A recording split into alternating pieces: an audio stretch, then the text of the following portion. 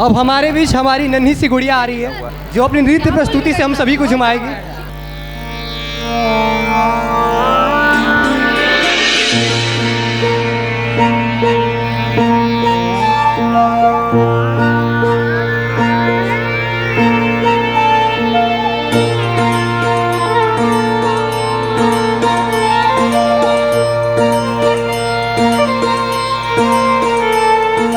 जय जय देवी जय जगत जननी जय जय सरस्वती माई।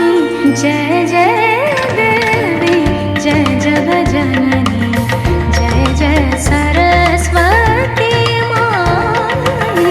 जय जय देवी जय जगत जननी जय जय सरस्वती।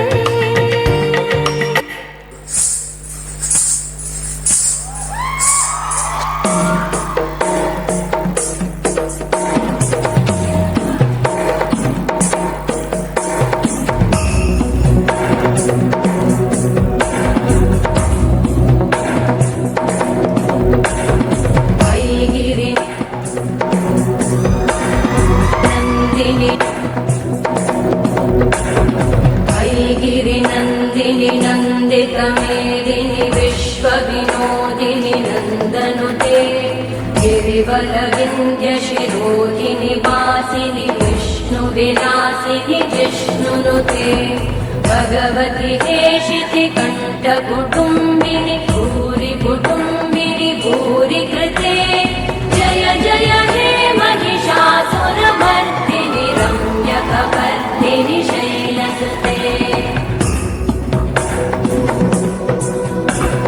सुरवरवर्षिणि दुर्धरदर्शिनि दुर्मुखमर्षिणि हर्षरते भुवनपोषिणि शङ्करतोषिणि कल्मषमोषिणि घोषरते धनुजनिरोषिणि दिविसुतरोषिणि दुर्मदशोषिणि